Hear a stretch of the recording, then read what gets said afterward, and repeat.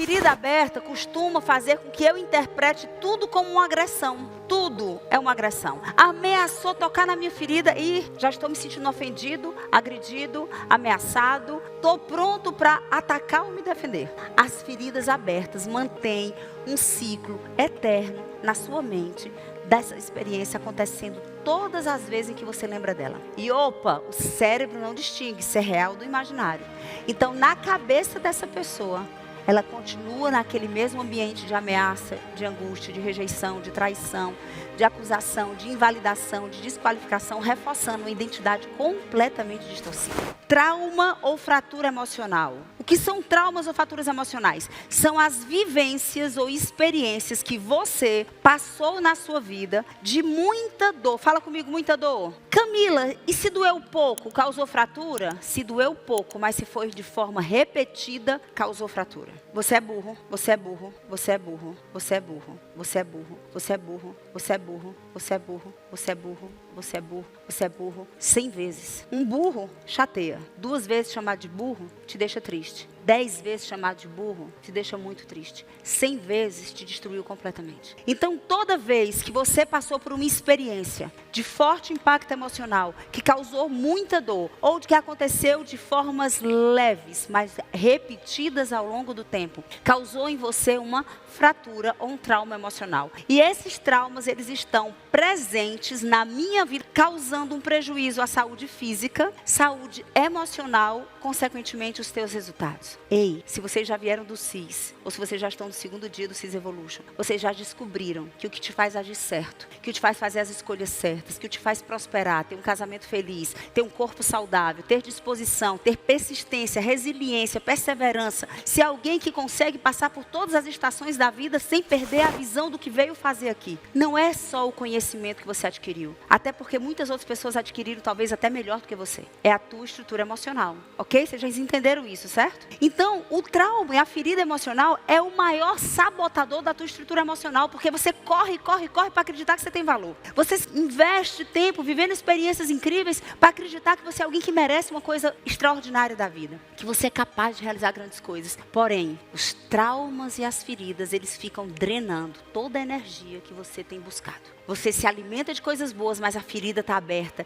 E como uma mangueira pingando, ela vai indo embora, destruindo tudo que você está tentando construir na sua vida. Quem está entendendo? Essa é a maior lesão que a fratura e o trauma emocional gera na nossa vida. Todo dia ele nos coloca no estado de autodestruição. Segunda definição, cicatriz emocional. Burro, burro, burro, burro, burro, burro. Causa uma ferida ou não causa uma ferida? Causa uma ferida. Essa ferida, se ela for cicatrizada, ela gera uma cicatriz, uma marca. Se você levar um corte, tratar, colocar o remédio certo pelo tempo necessário, da forma correta, fizer todo o protocolo de tratamento, essa ferida vai fechar. Mas ela vai deixar uma marca, ela vai deixar uma cicatriz. E essa cicatriz a gente chama de cicatriz emocional. Na nossa estrutura emocional, na nossa alma, também existem cicatrizes emocionais. E o que é cicatrizes emocionais? São quando as feridas, elas cicatrizam e elas podem se tornar aprendizados. Fala comigo, aprendizados. Ah, Camila, quer dizer que um trauma pode virar um aprendizado? Sim. Só que esse trauma, ele pode ser um aprendizado traumático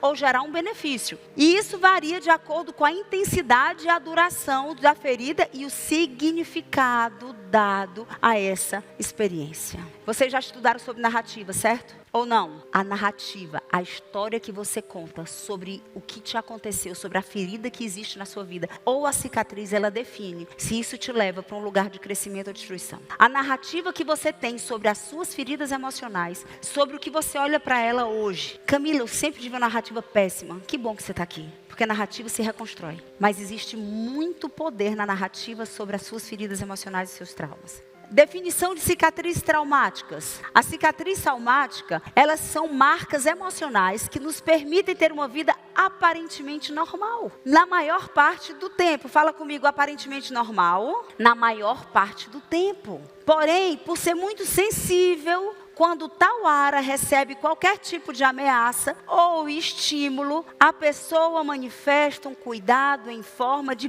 pânico preventivo ou uma maneira desproporcional de proteção. Deixa eu contar um exemplo para vocês entenderem o que é uma cicatriz traumática. Alguém aqui já esteve presencialmente, pessoalmente com um veterano de guerra? Alguém conhece um veterano de guerra? Quando você está com um veterano de guerra, nos Estados Unidos tem muito veterano de guerra, e uma vez eu estava vendo um documentário, e ele contava que ele dizia assim, que já tinham passado anos, ele era um veterano da Segunda Guerra Mundial. Já tinham passado-se muitos anos. Ele era um homem que agora era casado, tinha filhos, tinha netos, tinha uma empresa, tinha saúde, tinha vigor, tinha prosperidade. Mas ele vivia uma ansiedade, um medo inconsciente e irracional que ele não conseguia se livrar. Se ele estivesse nessa sala e se caísse uma porta de alumínio, que ela vai fazer puf no chão, todos nós aqui nos nossos estados, concorda? Uma porta de alumínio cair no chão vai fazer um barulho grande, de ferro batendo no chão, e nós íamos tomar um susto. Alguns iam gritar, outros iam só olhar para o lado. Um veterano de guerra, quando escuta qualquer coisa que remete ele àquele lugar de dor, de desespero, gente, aquele homem viu tiro. Se ele estava no fronte, ele todos os dias via alguém morrer do lado dele, via alguém ficar sem uma perna. Ele botou o dedo na jugular de alguém para tentar parar, estancar um sangue, enquanto a pessoa morria, pelo menos se sentindo cuidada. Aquele homem viu bala, tiro, canhão, todos os dias acordava e não sabia se voltava para o acampamento. E ele disse que era assim, bastava uma criança jogar uma bola na janela da casa dele, que o corpo dele entrava numa adrenalina desesperada, a frequência cardíaca ia para as alturas, cortisol, as glândulas suprarrenais dele entravam em colapso.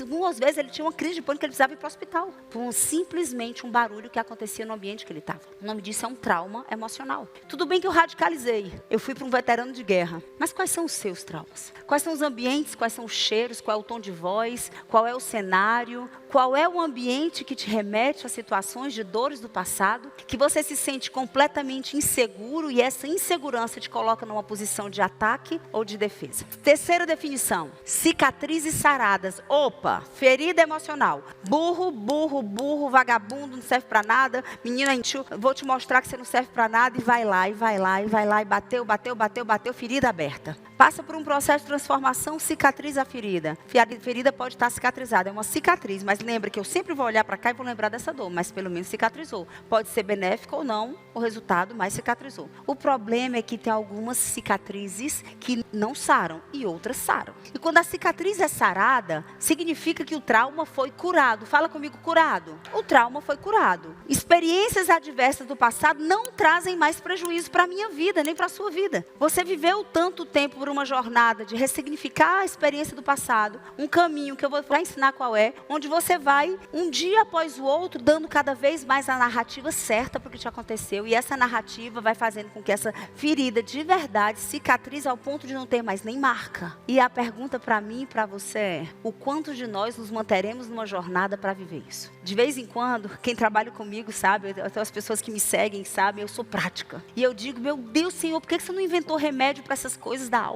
Dava para tomar um comprimidinho, Ctrl Alt Del no computador, apagou a fratura. Era tão bom, né? Você faz assim, balança a cabeça, nem lembro mais. Mas não, tudo que existe dentro da nossa alma, ele precisa de um processo de cura e restauração. A pergunta é quantos suportam a jornada do processo e não se mantêm nesse caminho. Porque não é Ctrl Alt Del. Não existe um reset. Deixa eu dar um reset aqui. Deixa eu dar um boot aqui. Não funciona. Na mente humana não funciona dessa forma. Nas emoções humanas não funciona dessa forma. Terceira definição. Já falei das feridas saradas, onde o trauma não causa mais prejuízo, onde nada mais dói. Mas eu tenho feridas abertas. E olha essa história que eu vou contar para vocês. Uma ferida recente. Fala comigo, ferida recente. Ou não cicatrizada. Pode deixar que eu vou ler para vocês, tá? Nos gera comportamentos disfuncionais e ações de reações desproporcionais. Eu queria que você escrevesse reações desproporcionais em qualquer papel.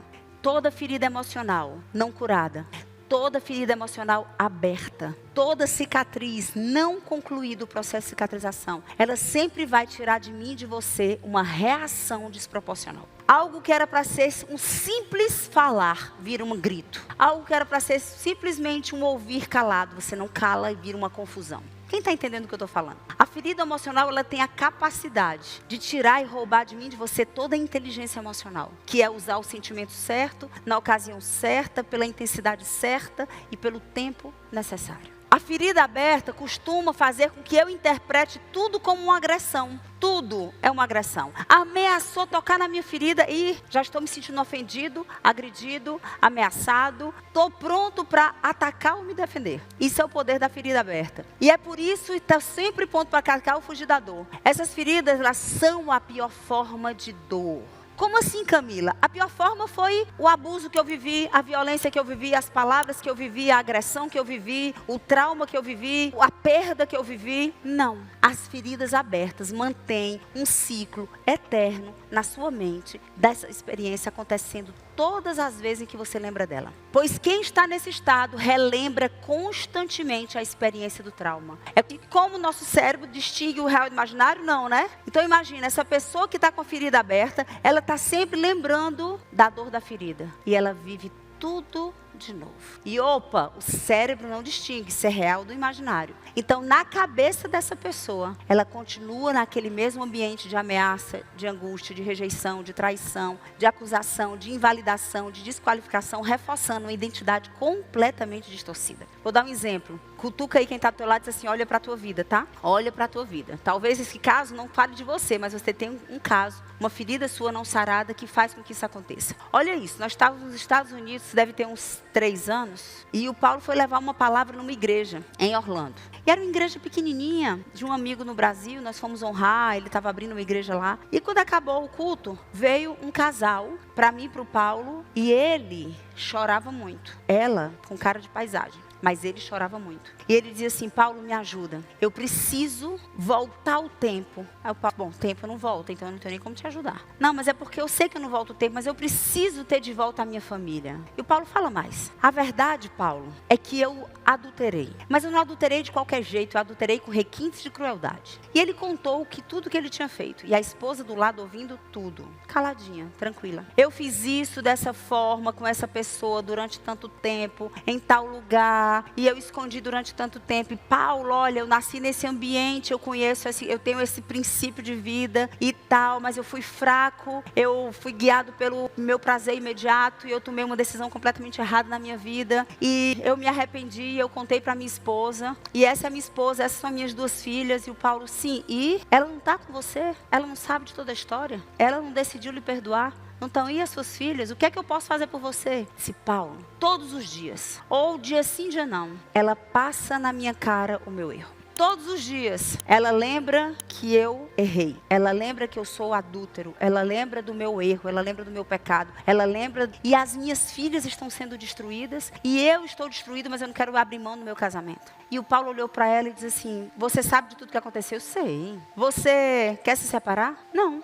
Por que você faz isso todo dia? A resposta dela? Porque enquanto a minha ferida doer, eu quero machucar. Enquanto eu me sentir traída, eu quero que ele sofra a minha dor. Por que eu vou sofrer sozinha? Paulo, olha a frase dela que vocês vão entender. Eu durmo e acordo vendo a cena do que ele fez na minha mente. Não tem um dia que eu não deite na cama que eu não imagine o que aconteceu. E a minha ferida queima dentro do meu coração. O que estava acontecendo com aquela mulher? Ela revivia a experiência traumática na mente dela todos os dias, fazendo com que a ferida não só não cicatrizasse, como aumentasse. E se a mente dela não sabe se aquilo é real ou imaginário, cada vez mais ela se sentia enganada, traída, rejeitada, e ela vivia um monstro, tirando sempre uma versão que pudesse punir o agressor. Eu fui para um caso real e de adultério. Qual é o seu caso? Qual é a ferida que ainda está aberta, que faz com que você sempre esteja lembrando da pessoa que te machucou? Qual é a ferida que ainda está aí dentro do seu coração, que você nunca permitiu cicatrizar, porque de tempos em tempos você visita a experiência do passado?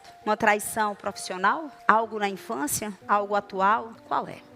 Camila, o que é que impede uma ferida emocional de ser curada? Sempre é o orgulho, tá? Sempre. Eu vou descer para falar com vocês de perto. Sempre é o orgulho. O orgulho faz com que uma ferida emocional, ela não cicatrize pela falta de perdão. Não, já perdoei. Nem lembro. Já perdoei. Não lembro que essa pessoa existe. Para mim não fede nem cheira. Morreu. Aquela mulher diz, eu perdoei. Perdoei. Só que a cena vem todo dia. Olha, se eu não tivesse perdoado, Paulo, eu não estava dormindo com ele. Eu não estava mais na mesma casa que ele. Eu perdoei. Ela achava, né, que tinha perdoado. Eu perdoei. Mas a cena não sai da minha mente. Então não perdoou. Não, Camila, eu perdoei. Mas é assim, eu quero bem longe de mim, por favor, nem toque no nome. Não perdoou. E enquanto não existe perdão, não existe cura da ferida emocional. Enquanto não existe um perdão genuíno, destino. Não existe transformação, não cicatriza. E você visita a cena da dor o tempo inteiro. Porque o magoado, o machucado, ele sempre vai dar um jeito de reviver a dor, se empossar do sentimento de dor que ele já decidiu sentir. E toda vida que ele visita a dor, o que é que acontece? Ele vive ela de novo.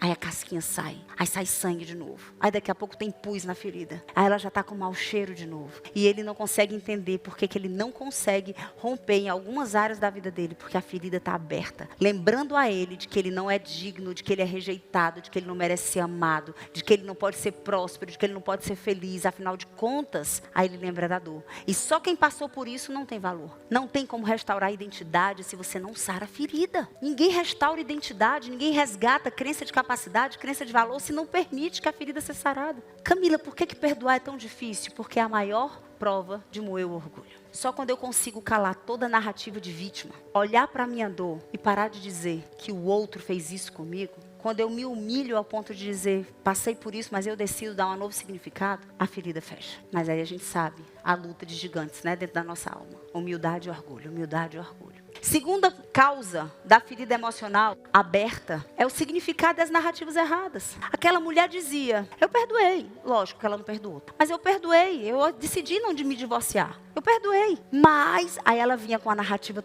toda pronta. Mas Paulo, você acredita? Deixa eu te contar a história toda de novo. E ela tinha o discurso todo pronto, a narrativa toda pronta. Ela dizia a cada cena, o lugar, o quanto tempo. Paulo, ele ia para tal lugar e ele dizia que ia para tal canto. Ele viajava com a mulher e ela contava tudo. Eu disse, filha, tu não perdoou? A narrativa que você dá o que te aconteceu, a narrativa que você dá a machucado que te fizeram, a narrativa que você dá a tua dor do presente ou do passado, ela define se você vai se livrar dela ou se você vai investir o seu tempo, o seu dinheiro em todos os movimentos do mundo e você não vai mudar a sua vida. Esse conteúdo é a chave de uma pessoa que vai prosperar ou não vai prosperar. Se você vai ser feliz no seu casamento ou você não vai ser feliz no casamento. Se seus filhos vão ter saúde emocional, vão romper e não vão, vai acabar em você a dor que você trouxe do passado. Ou se seus filhos vão eternizar isso de geração em geração, define se você vai ser capaz de sarar suas feridas ou não. E aí, são os adultos que estão olhando para mim, nos meus olhos aqui, é que vão decidir o destino que quer dar para a sua vida e para os próximos. Camila, eu quero inteligência emocional, mas eu não estou afim de perdoar aquela pessoa. Esquece, filho. Não tem outro caminho.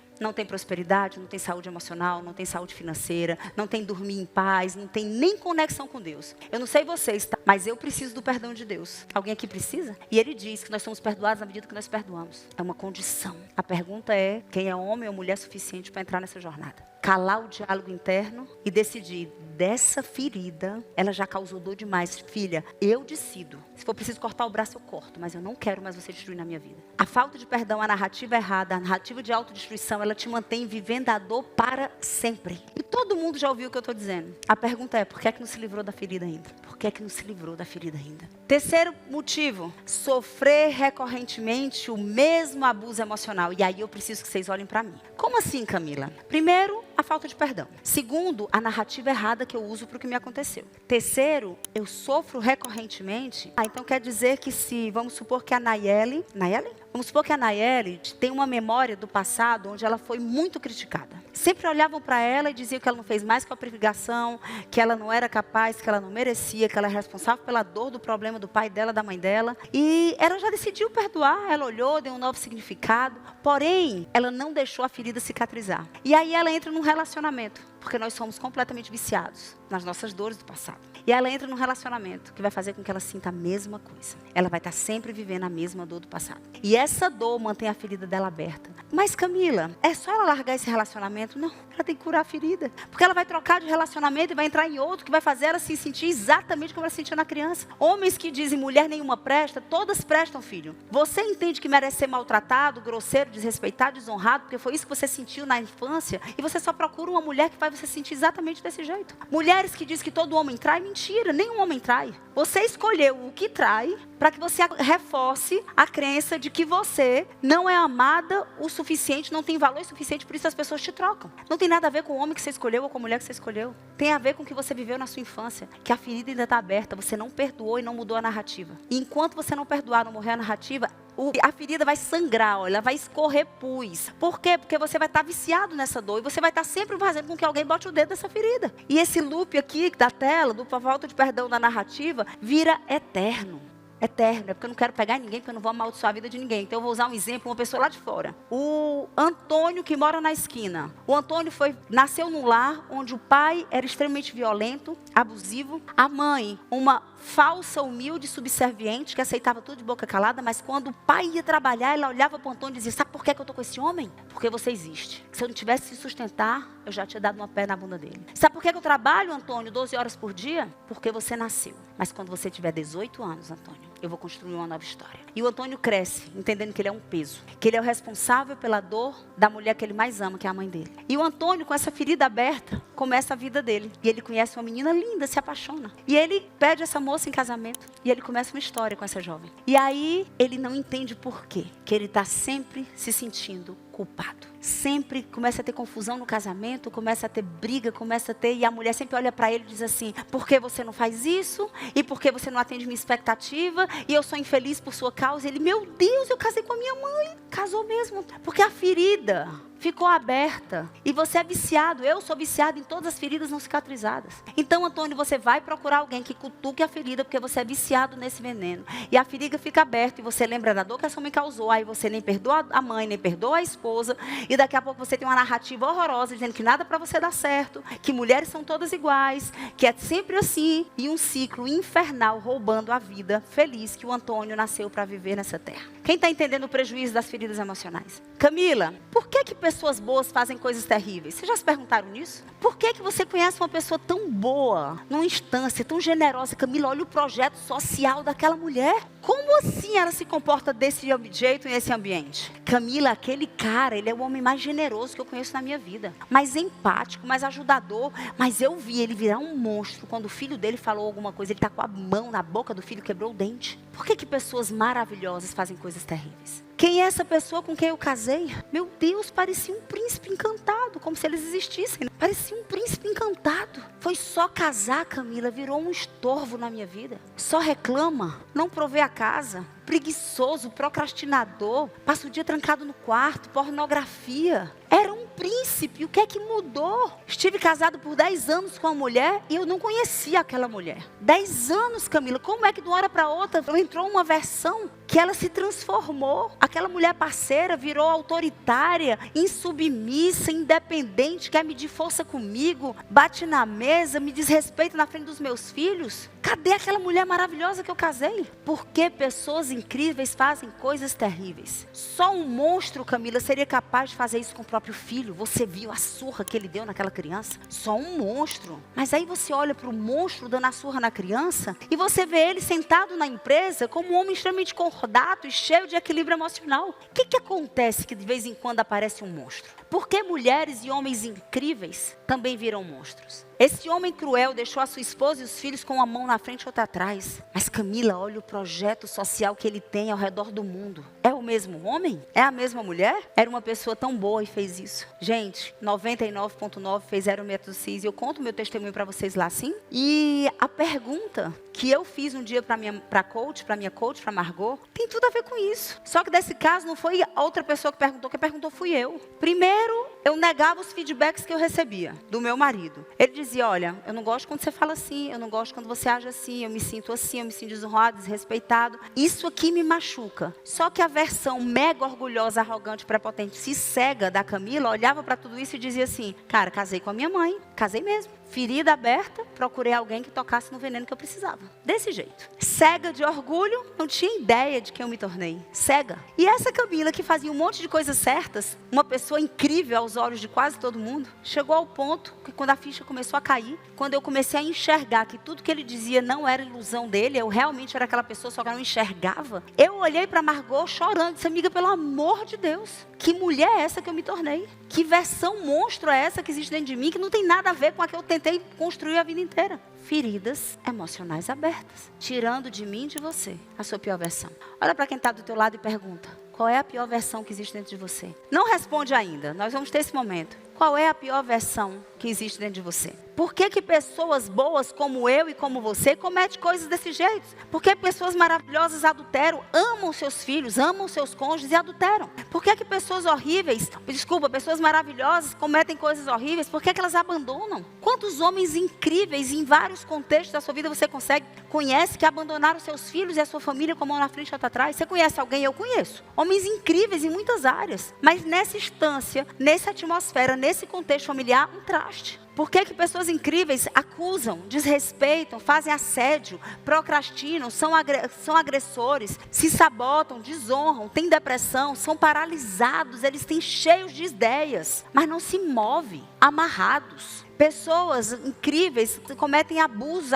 sexual, abuso moral, abuso verbal e cometem suicídio. Quem estava no Viva, tem um conteúdo muito forte do Viva, onde eu falo que suicídio não é simplesmente o ato de tirar a vida. Suicídio é um estilo de vida, onde você se destrói todo dia um pouquinho. Tem pessoas que se matam de forma lenta ao longo da vida. Todo dia morre um pouquinho. Morre um pouquinho comendo errado, morre um pouquinho bebendo o que não podia beber, morre um pouquinho sem dormir, morre um pouquinho viciado em estresse, morre um pouquinho com tristeza, com ódio, com amargura, com falta de perdão. Por que pessoas incríveis cometem coisas terríveis? E a resposta sempre vai ser, porque todo machucado machuca. Entre outros vícios, quando a pessoa tem uma ferida aberta ou uma cicatriz não bem cicatrizada, é instalado nela o gatilho de ofensa ou o gatilho de defesa. Fala comigo, gatilho de ofensa. Quem aqui já pegou numa arma? Todo mundo conhece uma arma. A arma tem um gatilho, ok? E o gatilho, ele primeiro é preparado para depois a bala sair, certo? Na nossa alma é igual, tá? Quando tem uma ferida aberta, constrói à nossa volta uma estrutura de defesa. E se ai de quem chegar